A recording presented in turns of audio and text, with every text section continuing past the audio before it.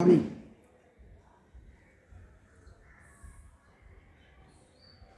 Afternoon sir. Good afternoon. Thank you संक्षिप्त परिचय दीजिए, नाम छोड़कर। सर। नाम, पिता का नाम छोड़कर। जी सर, मैं मधुबनी ज़िला से मैट्रिक की पढ़ाई की हूँ और इंटर और ग्रेजुएशन बीएड दरभंगा ज़िला से मैं पढ़ाई की हूँ। मैं मधुबनी ज़िला से आती हूँ। बहुत। मधुबनी डिस्ट्रिक्ट एक बॉर्डर डिस्ट्रिक्ट। जी सर।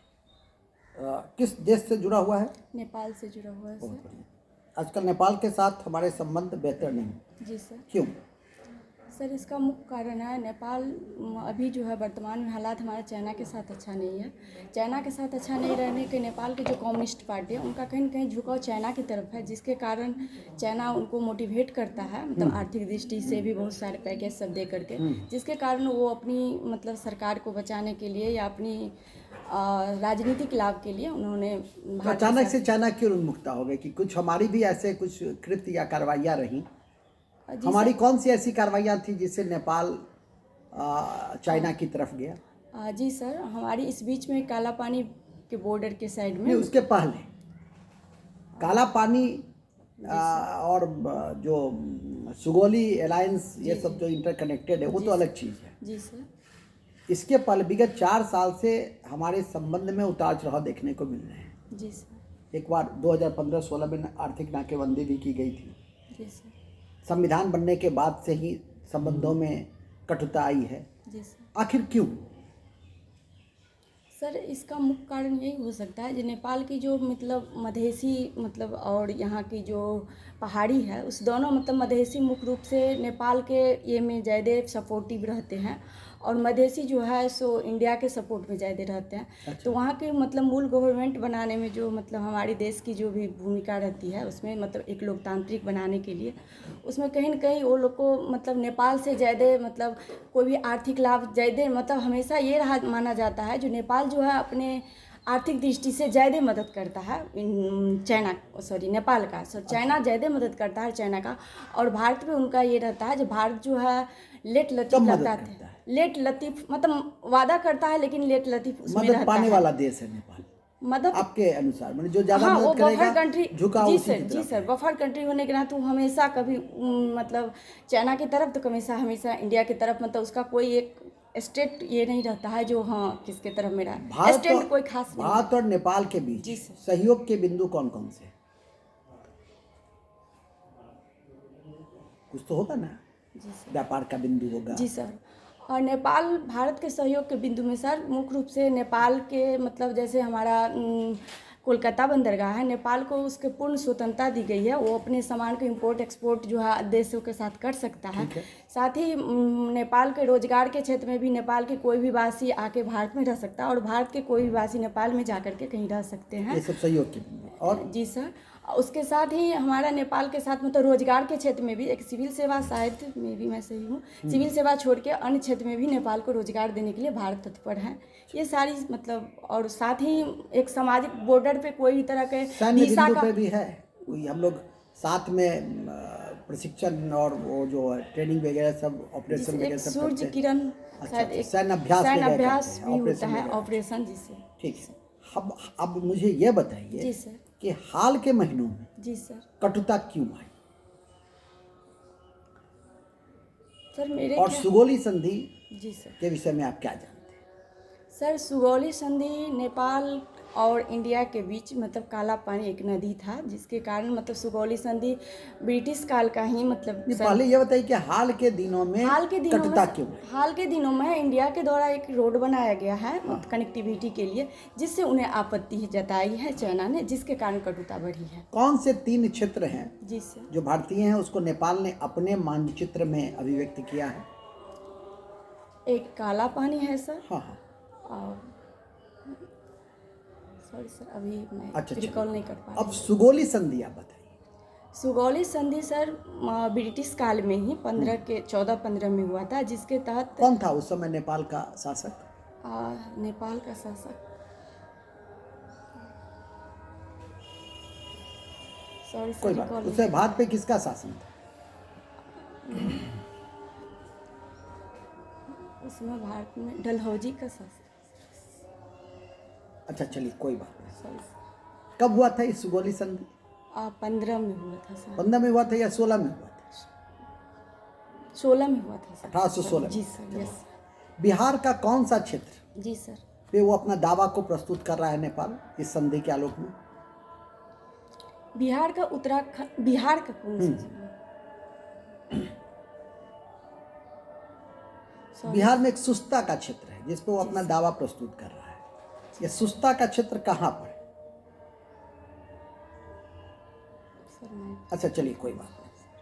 आपने समाज शास्त्र में बीए किया है, जी सर, फिल्म देखती हैं देखती हूँ। कभी कभार? किस टाइप की फिल्म देखती हैं?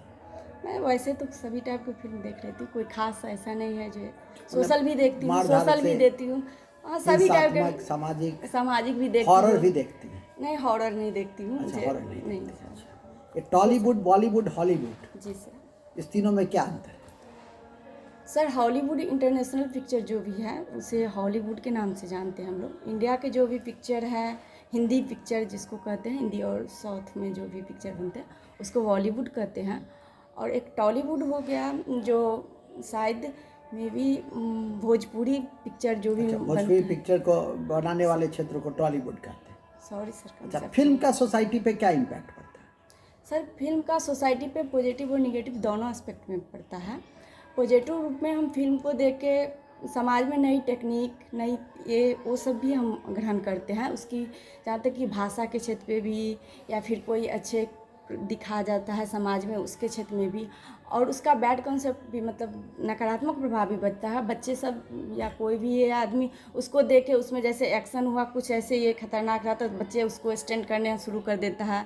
या फिर मतलब उसमें कुछ पारिवारिक जो कुछ कलह रहता है तो मतलब उसका पॉजिटिव अक्स छोड़ के निगेटिव पे भी ज़्यादा गौर करने लगता है। तो ये सब भी उसका निगेटिव एस्पेक्ट वर्ण और जाति, समाज शास्त्र के छात्र होने के कारण, छात्रा होने के कारण जी सर। वर्ण और जाति में अंतर क्या होता है?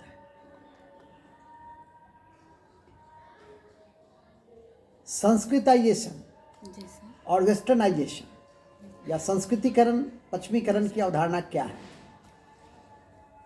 सर संस्कृतिकरण में मुख्य रूप से मतलब जब हमारी मतलब संस्कृतिकरण का वैसे मुख्य अवधारणा थी जो जनजाति क्षेत्र रहता था, मतलब जनजाति जो रहता था वो जब सिविल मतलब एक समाज के जो उच्च वर्ग रहते थे उनका जब अनुकरण करके वो अपने आप में सुधार लाता था, उन्हें संस्कृतिकरण कहा गया था। और वेस्टर्नाइजेशन? वेस्टर्नाइजन जब अंग्रेज हमारे देश में आए थे उस समय जो उसकी सभ्यता संस्कृति या उनके ओर जो उन्मुख होकर के हमारा विचार वैसे प्रस्तुत करते थे, उसकी नकल करते थे, उसे तो वेस्टर्नाइजेशन आपके कहा दृष्टि गया। में संस्कृतिकरण अच्छी चीज है या वेस्टर्नाइजेशन?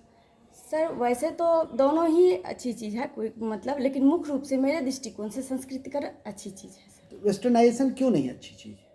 कुछ मायने में वो भी अच्छी चीज़ है, उसका भी मतलब पॉजिटिव जैसे? और निगेटिव ये aspect। जैसे वहाँ का हम संस्कृति हम कहते हैं वेस्टर्न वैल्यू।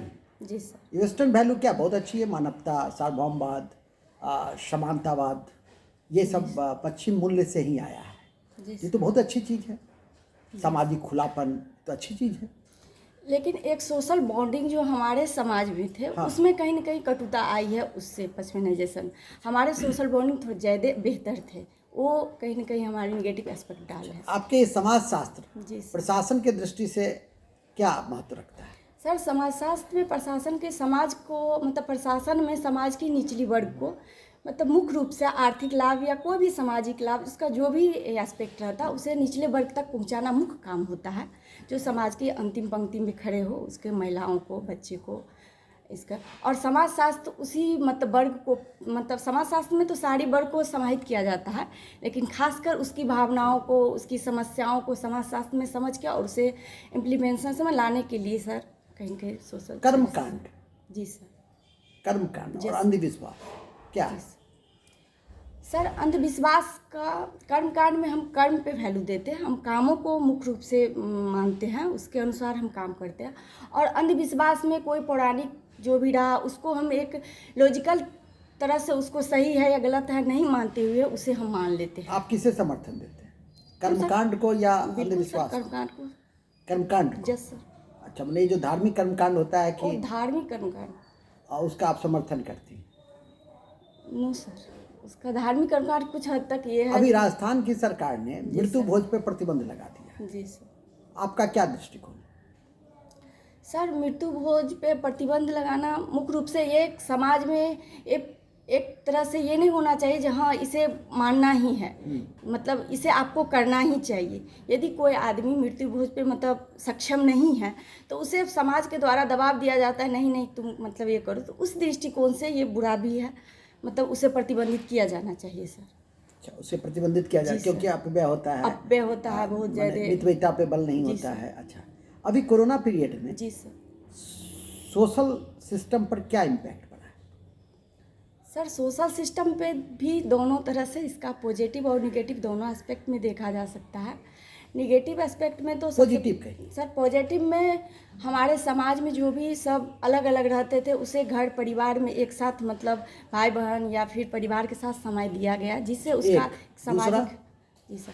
और दूसरा ये हुआ जो जैसे कोई निम्न वर्ग है या अर्थव्यवस्था की दृष्टि से वो टूटे हुए हैं, जिसे जैसे रोज का मजदूर हुआ, उस सबको मदद पहुंचाने में बहुत ज़्यादा जो भी मतलब उससे अच्छे वर्ग थे उसे मदद किया, इससे उसके साथ बॉन्डिंग अच्छी हुई। तीसरा, क्या आपको नहीं लगता है सामाजिक कर्मकांड जो था उस पर लगभग बहुत हद तक चेकआउट हुआ? विवाह पर खर्चे कम हो गए, कई पार्टी बंद हो गई, तो उससे मितव्ययिता को बढ़ावा मिला। आप ऐसा सोचती हैं? बहुत बढ़िया, ठीक है सर। कम्युनिटी ट्रांसमिशन कोरोना के लिए क्या? कम्युनिटी ट्रांसमिशन कितने तरह के ट्रांसमिशन होते हैं? कितने तरह के होते सर नहीं मालूम, लेकिन स्टेज होते हैं ट्रांसमिशन के, और ये कम्युनिटी ट्रांसमिशन केवा स्टेज है और इसमें क्या है, तो कैसे आप डिफाइन करेंगे? सर कम्युनिटी ट्रांसमिशन का मतलब हुआ जब कोरोना समाज के मतलब लोगों के बीच में पूर्ण रूप में फैल जाता है, जब हम ये नहीं कर पाते किसके मतलब कोरोना है किसको नहीं है, इसे चौकट में मतलब पूर्ण रूपेण समाज में जब हम एक दूसरे के साथ रहते हैं तो पूर्ण रूपेण जब अपना उसका फैलाव हो जाता है तो उसे हम कम्युनिटी ट्रांसमिशन करते हैं। उसका प्रथम स्टेज डिफाइन कीजिए, द्वितीय स्टेज डिफाइन कीजिए। सॉरी सर इसके बारे में मुझे ट्रेस, जी सर, ट्रैक और टेस्ट, ये तीनों का संबंध किससे है? कोरोना से सर तीनों का क्या है तीनों? सर टेस्ट के माध्यम से तो हम पहले मतलब जैसे अभी ऑन स्पॉट टेस्ट कर रहा है हर जगह से, तो टेस्ट के माध्यम से पॉजिटिव या नेगेटिव का टेस्ट करते हैं। उसका ट्रेसिंग का माध्यम होता है, एक ट्रेस बोले सर, एक ट्रैक। ठीक है सर। अच्छा ये बताइए, अभी जो कोरोना का अचानक इतना ज़्यादा मतलब संक्रमण कैसे फैल गया? कितना कहता है कोरोना विस्फोट हुआ, आज भी 2800 के लगभग 46,000 का था, क्यों 40-45 से आ रहा है, इतना अधिक क्यों पूरे इंडिया में? सर मुझे लगता है इंडिया में सबसे अधिक जो हमारी कोरोना को रोकने के लिए सोशल डिस्टेंसिंग, मास्क, सैनिटाइजर, ये सब खासकर सोशल डिस्टेंसिंग का पालन नहीं होने के कारण इतना अधिक मामला मतलब उसका अभी तो लॉकडाउन है, तो फिर इतना संक्रमण क्यों? सर लॉकडाउन से पहले संक्रमण कम था, लॉकडाउन के बाद संक्रमण अधिक हुआ। चूँकि लॉकडाउन के बाद भी अभी भी लॉकडाउन है, लेकिन कुछ ही क्षेत्र में पूर्ण रूपेण तो लॉकडाउन है नहीं। साथ ही उसके साथ जैसे कोरोना का पहले जो भी मामले थे, केस थे, उसमें उसकी दुगुना तिगुना ऐसी हो रही है। तो पहले मामले कम थे जिसके कारण संक्रमित लोगों की संख्या भी कम रफ्तार में मामले कम थे या टेस्टिंग ज़्यादा हो रही थी? अभी जी सर वो भी एक मुख्य कारण है, जो टेस्टिंग ऑन स्पॉट टेस्टिंग होने लगा है, जिसके कारण नाम क्या है जो ऑन स्पॉट होता है? एंटीजन टेस्ट उसको कहा जाता है। अच्छा, आप एज एसडीएम, यस शायद आपने एडमिनिस्ट्रेटिव सर्विस को वरीयता क्रम में प्रथम रहे, जी सर। एज एसडीएम आप लॉकडाउन को कैसे इम्प्लीमेंट कराएंगे?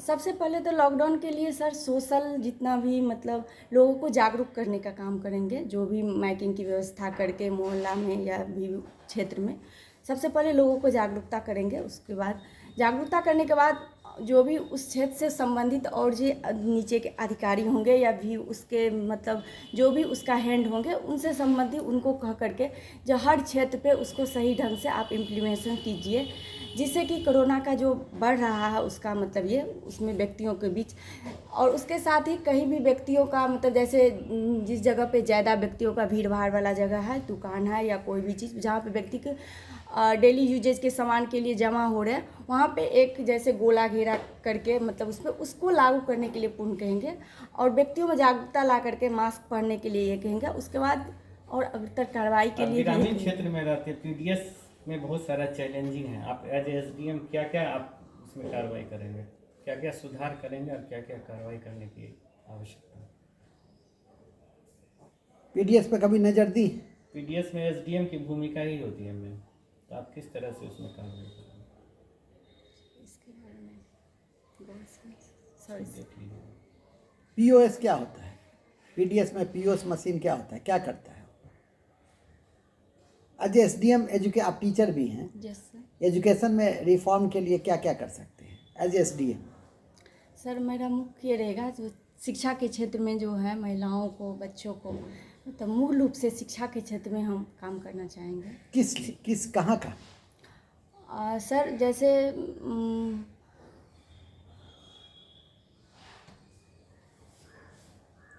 यदि आपका चयन प्रखंड विकास पदाधिकारी के रूप में हो जाता है तो शिक्षा के बिंदु पे कहाँ कहाँ आप सुधार कर सकते हैं? सबसे पहले तो शिक्षक मतलब स्कूल में जो है सभी सब्जेक्ट के टीचर नहीं रहते हैं, तो जो वो वीडियो का काम नहीं है, वो डिस्ट्रिक्ट एजुकेशन ऑफिसर का। एज ए वीडियो क्या कर सकते हैं?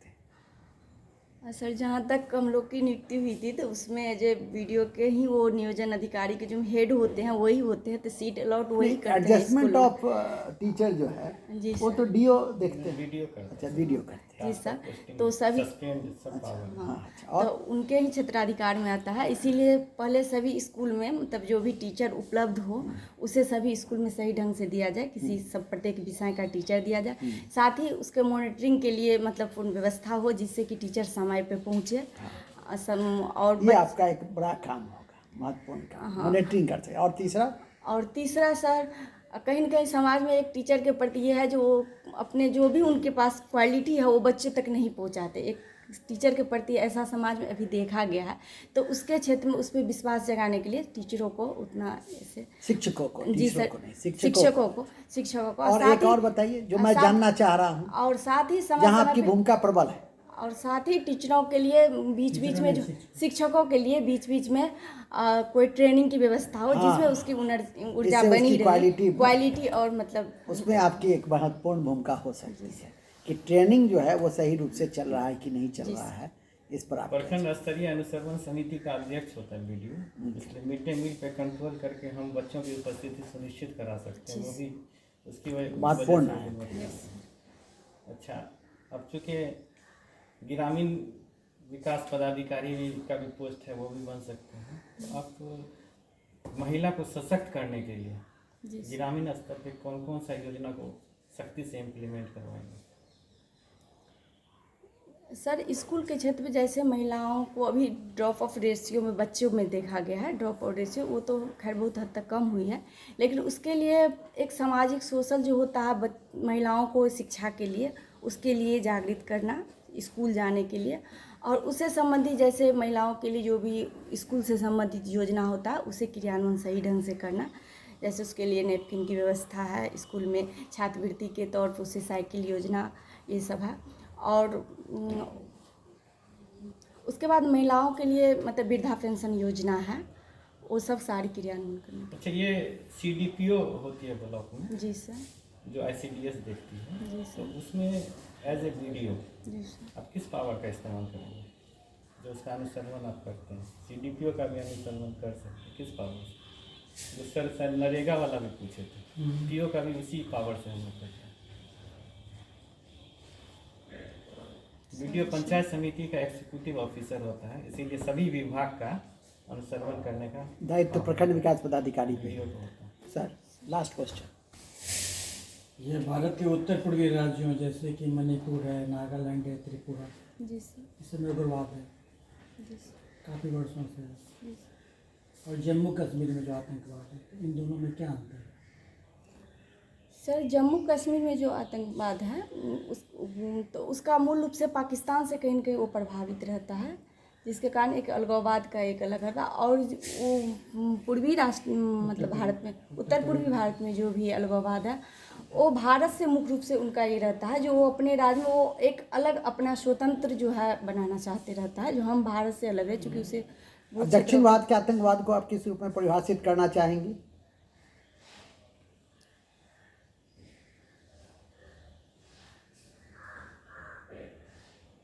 और बिहार में वामपंथी उग्रवाद जो है वो क्या है? सर वो कहीं ना कहीं माओवाद से संबंधित रखता है। माओवाद का मतलब नक्सलवाद क्षेत्र जो है उसका एंटी काउंटर करने के लिए वो मतलब उग्रवाद का जन्म हुआ, जो मतलब माओवादी इस चीज़ के लिए हो रहा है, तो उसके क्षेत्र में नहीं, हम वामपंथी उग्रवाद की बात की, नक्सलाइट मूवमेंट की ही बात मैंने की है। हमने रणवीर सेना की बात नहीं की है, हमने जातीय सेना की बात नहीं की है, जी सर, उसके काउंटर की बात नहीं की है। सॉरी सर इसके अच्छा, बारे में छत्तीसगढ़ मध्य प्रदेश में एक समय में नक्सलाइट से काउंटर करने के लिए के आंदोलन बड़ा चर्चित था, जो लोगों का था, क्या नाम था उसका? सलवा जुडुम का नाम सुने थे? अच्छा, नक्सलाइट मूवमेंट का 2 बेसिक कारण बताइए। सर उसका मूल बेसिक 2 कारण था, जो ज़मीन का वितरण सही ढंग से नहीं हो रहा था और गरीबी उसका वो मूल तो कारण आपके था। क्षेत्र में जहाँ से आप आई हैं, मधुबनी दरभंगा से, वहाँ भी है, जी सर। फिर लेकिन वहाँ नहीं है और इधर मध्य बिहार में काफ़ी ज़्यादा देखने को मिलता है, ऐसा क्यों? ठीक है, आप जा सकती हैं। Thank you sir, thank you sir.